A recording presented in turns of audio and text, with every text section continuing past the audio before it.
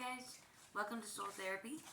I'm sorry that it's taken me so long to do this. I've been super slack and I'm sorry about that. A lot's been going on in my life, but I know a lot has been going on in your life too, so I'm going to address a few people that I've been meaning to do readings for that are far away from me to where I can't do them in person. I'll be sure to include everybody that I promised a reading to, and also today's topic is going to be crystal gazing. I'm going to give a little tip on how to crystal gaze and how to do it pretty effectively and actually to learn pretty fast.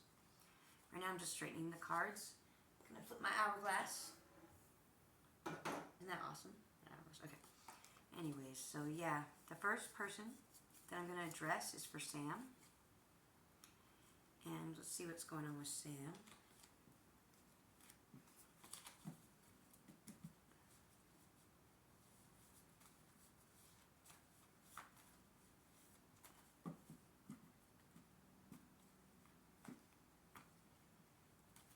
Alright. It's been a long time since I've done your card, Sam, I know. And I haven't seen you in a long time either. I hope you're doing well. And there's a lot of things going on right now for you that I did not expect to see, but a lot of good things. A lot of good things going on with you. I see some major life changes. I see that you're starting over, new beginnings, matters of the heart, and also with family. I see that you're reconnecting with people in your family, younger people, children. I see what crosses over you, though, is you're trying to balance out between the work life and the family life, and it's kind of getting hard to balance. It's getting hard. It's putting you in a flux a bit. But your strengths are, your intuition is on point right now. Very impressive intuition. And you've been doing a little bit of investigating, and you've been proving yourself that you are correct with your intuition. Your weaknesses are, though, right now you're at a fork in the road, and this intuition has given you a choice, and it's a choice you do not want to make. So that's going to put you on a standstill. And behind you, your past, I do see that you definitely changed locations. This is a major move, a turning of events that has to do with location for sure and your environment. Your immediate future, I see a fire sign woman is very, very important to you with this whole thing. I'm sensing probably your mother or older sister or something like that. Aries, Leo, or Sagittarius woman comes into play with all of this. Your attitude right now, be careful not to get too caught up in any kind of triggers or things that might make you overindulge in something that you don't want to do. Trigger for old bad habits, bad patterns. Your home environment, people that influence around you. You have an air sign woman, Gemini, Libra, or an Aquarius woman that has been very substantial in your life. I'm sensing somebody that you're living with. And then you have your goals and your fears. Like, you have a plan. I know you have a plan, and it has to do with something, has to do with work and business, and you're really on the right track, but your fear is that you're going to get distracted again. And everything that you're trying to work for is going to collapse. But just to let you know, everything's going to turn out all right. You got the Ace of Pentacles. That's new beginnings with money and finances. And also a possible marriage card and a spiritual awakening as well. So you're going to have a lot of new opportunities with whatever business or idea or creative venture that you're indulging in and that you're focused on. That's going to pay off. It's going to be good. For sure. That's really awesome. Congratulations on the life changes. And now, guys, if you guys hear any sporadic sounds, I have some very active kittens around me, and they're making noise playing. So if you hear something, that's what's going on. And some bumping of some people that are listening to music around me. Sorry. Okay, the next person that I'm going to focus my energy on is going to be for Sandy.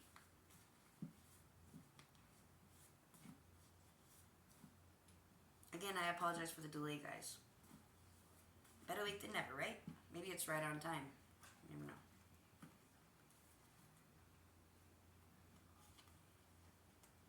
Alright. Wow. You're moving too, huh? A change of location. This is because of a water sign person holding you back, or actually standing in the way, a Cancer, Scorpio, or a Pisces. But I do see that a Capricorn, a Taurus, or a Virgo has definitely got your back throughout all this. But your weaknesses are you're going to have to sacrifice something very important to you. I do see why you had the urgency for the reading. You're having to cut ties with a lot of people, and this is hard. And I also see that you made a right choice to do that, because there's going to be coming up soon. Oh, good. Whew. Coming up soon, there's going to be a major opportunity for you to shine and you to be proud of your endeavors and proud of everything you've gone through. And people are going to recognize this and they're going to be super proud of you. That Libra is still in the picture. That Libra is still around, still part of your attitude. He shaped who you are. He shaped how you see the world, and he's definitely very important in all of this. In your home environment, I do see that you're going to be traveling by the water, a vacation. It could be a move, but I know you want to move there, but it's going to be, I think, just to feel things out. Definitely take that trip. Kitty, no. No, Kitty. Kitty's going to pull the wires. Oh, that was so close. Anyways, so then, yeah, take that move for sure. The kitty just literally pulled the wire and jumped over it. Everything could have just come falling down. Okay. Goals and fears. You're going to have to take a chance, a healthy risk. And your fear is that this risk is going to be something that's going to be detrimental and catastrophic. But I want to definitely tell you that you got the world, the best card in the deck. That's why I sighed with relief when I first shuffled them. Yes, the details I'm not sure about, but they involve a lot of major changes for you and a lot of hard choices to make, but they're going to pay off. And I'm thinking the Libra might be worth all this time and effort in the long run, for sure. All right, Sandy, please give me updates, guys. After this, I gotta know what's going on, because I can only see like puzzle pieces, and then you gotta fill in the gaps for me, because these are really crazy cards I'm getting so far. All right, so the next person that I'm gonna address is going to be for, who is it for? Oh, this is for who is it? Rachel. Sorry, I couldn't think. Rachel, that's right, for sure. I'm going to focus on your dad.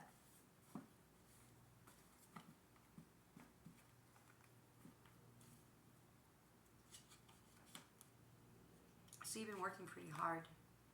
And somebody from the past has definitely resurfaced for you. Or that could be what you're waiting for.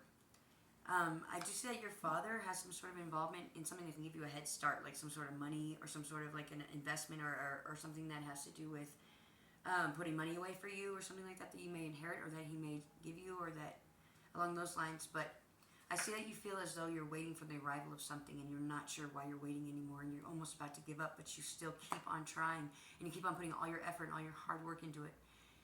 I say stay focused when it comes to your job and your creative abilities, and that will keep your mind off of the waiting process.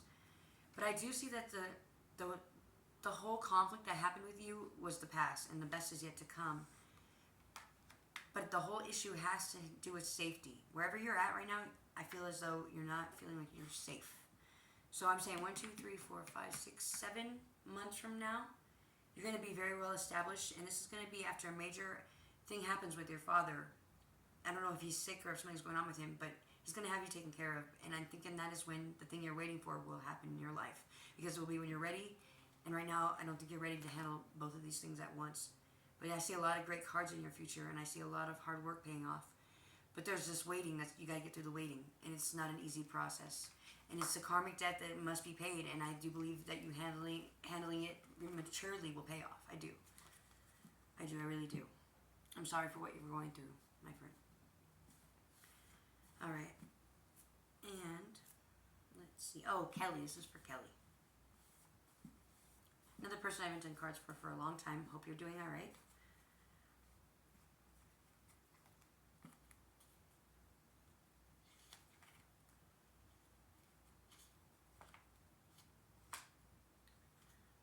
Kelly, you have a lot of good opportunities right now to make money. And they have to do with a partner of some sort, someone that introduced you into a new hustle, a new gig, a new way of making money, and it's good. It's a fire sign woman, an Aries, a Leo, or a Sagittarius, and they can bring things in abundance. They can bring things in plenty, and it's going to really help you. And it may involve travel, probably will involve travel, and I think it's what you need in your life. It's just a big risk for you, but it's going to really be worth it. I think that you've been enduring much more than you need to here where we're at. There's going to be a give and take, though. You're going to have to sacrifice some things for this change to happen. But in the end, I do see, yes, you're definitely going to be moving, for sure. And a new relationship, for sure, is coming. But you're going to have to take that risk and trust this fire sign person. I wonder who that is. They're offering you an opportunity for sure. Yeah, this is going to be good for you. And I see a relationship that's going to last for a long time. It's going to be a really promising relationship. Once you sacrifice the negativity in your life, you're going to be replacing it with such a beautiful relationship that's going to last for so long. And it's going to be making up for all of the pain that you had before. I do believe that. Wow, that's awesome.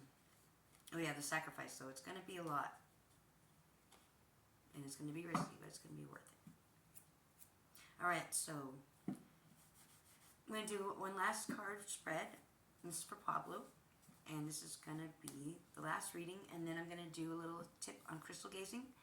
And then don't forget to comment, subscribe, and then please share my videos and give me updates. Okay, so focusing my energy on Pablo now.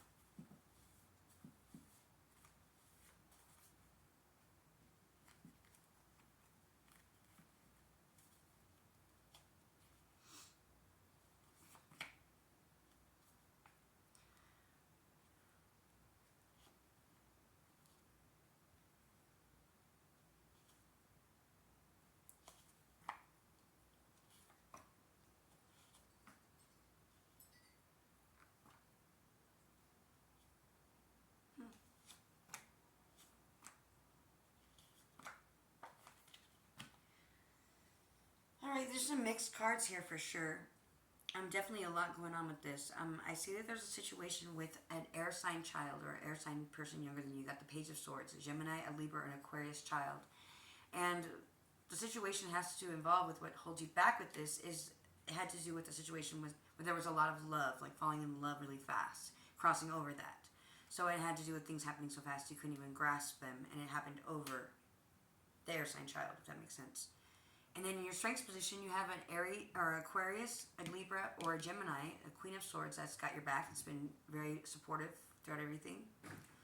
And your weaknesses, you have the Three of Cups, which means it's a support, but it can be a support that leads to kind of a lifestyle that you don't want to entertain, and things that come along with it that you aren't ready to engage in.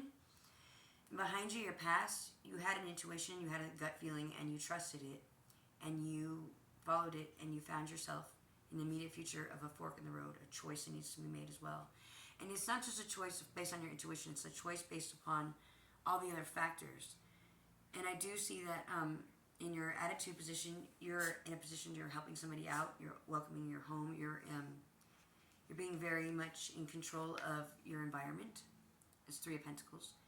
And then, but in your home atmospheric position, you have the Ace of Cups, which is about new beginnings, matters of the heart, starting over, starting fresh, clean slate, new beginnings, lots of possibilities. Your goals and your fears are the Fool. Like, see, if you look at this card, the Fool walks really close to the edge. He doesn't realize it, but this little dog is about to trip him. But he'll never know what this experience is like if he doesn't take it. So the Fool is naive. He's young. He's got his whole life ahead of him.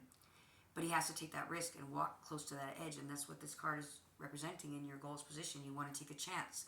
You want to take a risk. You want to live your life to the fullest. But yet you're afraid in your fear position that you're going to fall or that you're going to fail or that something's going to hold you back and that you're going to make a wrong choice.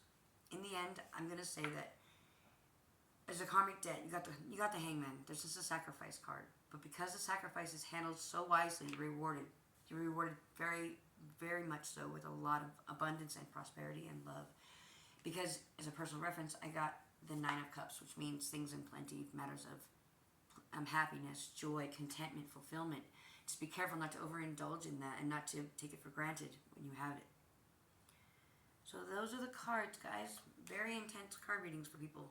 Until the end of March, it's going to be intense, guys, because we are in the Pisces sun, and it's a very emotional time. It's a very psychic time. It's a very it's just a lot of feelings going on. We just got out of an air sign into a water sign, so we're just learning how to adapt to that. But it's going to be very very rewarding in the end if we stick through it, for sure.